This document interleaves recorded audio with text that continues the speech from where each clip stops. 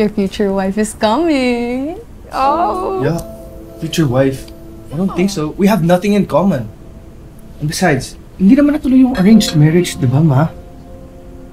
Jules, we talked about this before. We have to be very careful when choosing who you will marry. We have to preserve the family's culture, traditions, and beliefs. And besides, you're not dating anyone yet. Ma, di ba si Trish tinakwil ng angkong niya for hanging out with the rock crowd in LA? She even got arrested for doing shady stuff in the club. Do you really want a person like that to be part of our family, Mom? Matagal na yon. I'm sure nagbago na siya. Nagmature. And besides, she belongs to the prestigious Lee clan. That should be enough credentials for you to be a good fit. What if my girlfriend na pala ako? You have a prospect? What? Is she Chinoy or pure Chinese? Well,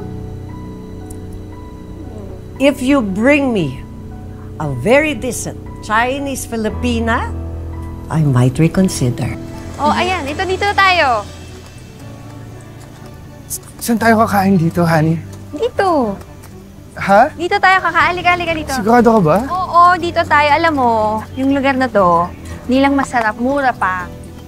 Eh, hindi naman sa nag-iinarte, pero it's just that hindi pa ako nakakain ng isaw sa ganitong lugar.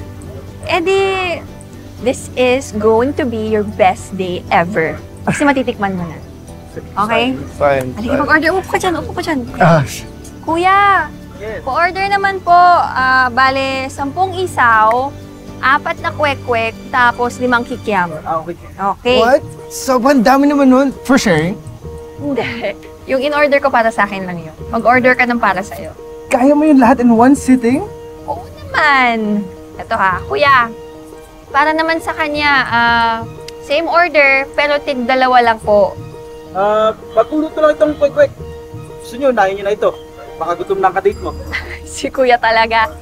Okay, sige. Salamat po.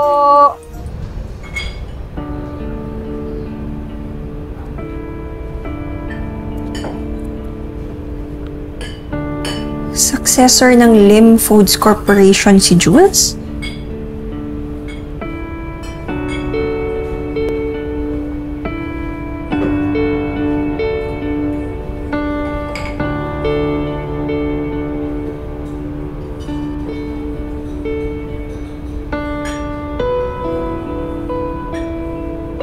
Grabe ka pala, Jules.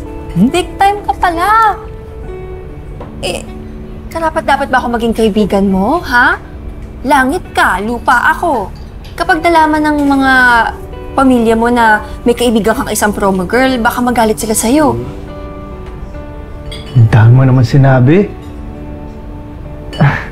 Don't worry, Han. Hindi sila matapobre. Oh, and honey,